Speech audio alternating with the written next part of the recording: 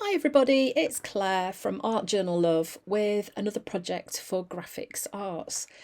So I'm going to be continuing to play in the Mixed Media Journal, and I'm going to be starting off using a piece of the Dura-Lar, the clear Dura-Lar. So I'm putting a stencil underneath the Dura-Lar and I'm going to attach it to it using a couple of clips. And then I'm using the Frisket. So this is a masking fluid from Grafix Arts. It's really cool, and it comes with this little tool which is great for painting the frisket on. So as you can see, what I'm doing here is painting the image that I can see through from the stencil, and I'm just using the frisket to fill in those areas that I can see. As it dries clear, and this did take quite a while to do this, but it was quite nice and relaxing to do. I just popped a little film on while I was busy filling in the areas on the stencil.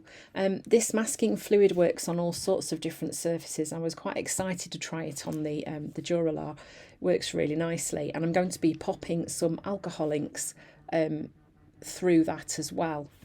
So this next bit of video is just kind of me painting through the stencil. You can see how easily it goes on using this special tool that comes with the product, and it also means that then you're not trashing one of your brushes, because masking fluid can be very difficult to get out of the bristles on a brush. This has got like a really a firm end to it, so it isn't like a brush, it's quite a solid tool, which is great for using with the Frisket.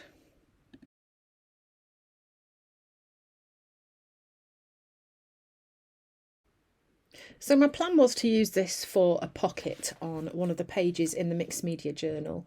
So I'm just going to create enough of the Frisket pattern through the stencil that's going to be big enough to make the pocket on the page when it's all dry, and I've added my alcohol inks over the top.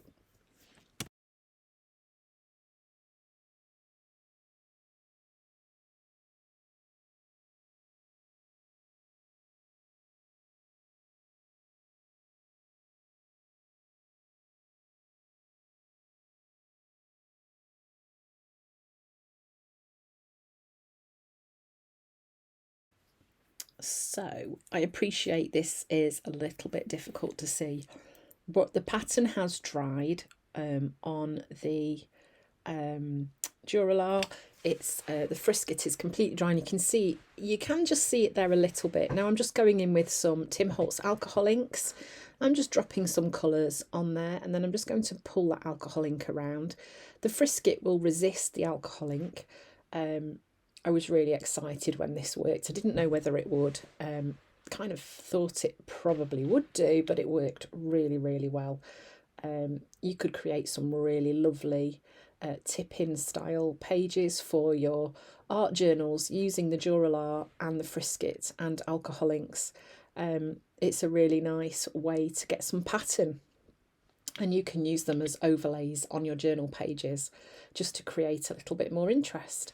So initially I'm just pulling those colours around, and then I'm going to drop some isopropyl alcohol onto the page as well. And yes, I did just turn that purple in the lid. Should have really popped it in something else.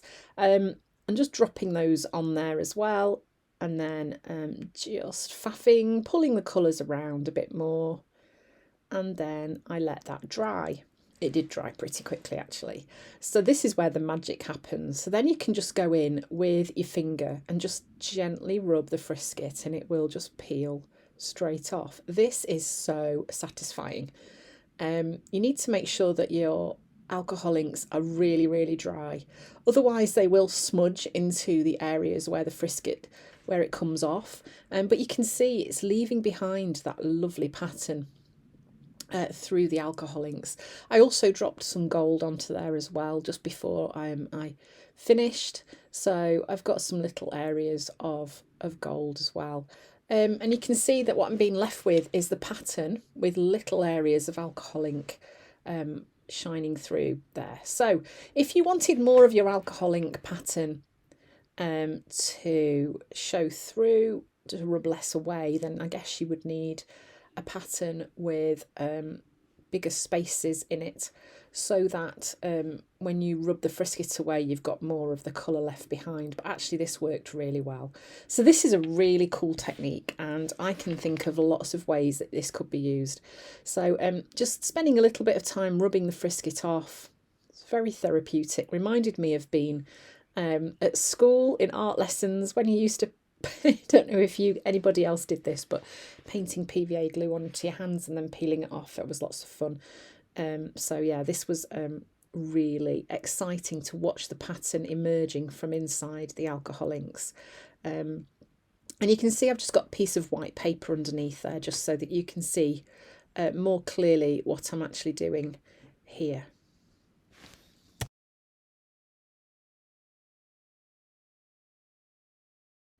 So you could either leave the Dura-Lar at this stage with the pattern there in the background, or you can do what I'm doing now, which is I'm just going in with a Posca pen and I'm just outlining some of those petals. I'm just helping to pull those back into the foreground and give them a bit more definition.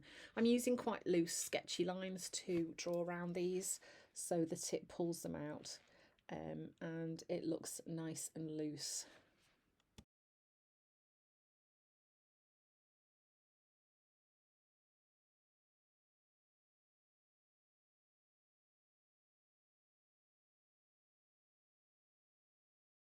Next, I am just adding a little bit of stamping over the top using some black archival ink. This just needs a little while to dry, although lots of the Dura-Lar is heat resistant, so you could give it a quick blast with a heat tool if you wanted to. So now I'm just going to select which page I'm going to use in the Mixed Media journal, which one is going to kind of make it sing the best, and I decided to go with this white one. So just having a quick look to see which surface that was. I think that is just white. It's white craft plastic. So that worked really nicely for my background. So here I'm just adding some colour over the white. I'm going in with a really nice pink from Amsterdam acrylic called Permanent Red Violet Light. Just to get a little bit of colour onto the background. And then what I'm going to do once that's dry is then go in with the same stencil that I've used on the Dura-Lar and the same pink, and just add some stenciling tone on tone onto that background page. And then once that was dry, I then cut my alcohol ink page to size and sewed it onto this page. So I took it to my sewing machine and just whizzed round 3 of the edges, so I've left the top part open, and then it's easy to slot back in. So this is one of the great things about this little journal, is that you can lift the pages out to work on and then just pop them back in again, nice and easy. I created a tag using lots of Art by Marlene products, which can then sit inside the pocket. So head over to the graphixart.com website for more projects using their products and materials, and you can check out the blog as well. There are lots of fabulous artists using their lovely things. You can find more inspiration. So thanks for watching, and I hope to see you again soon.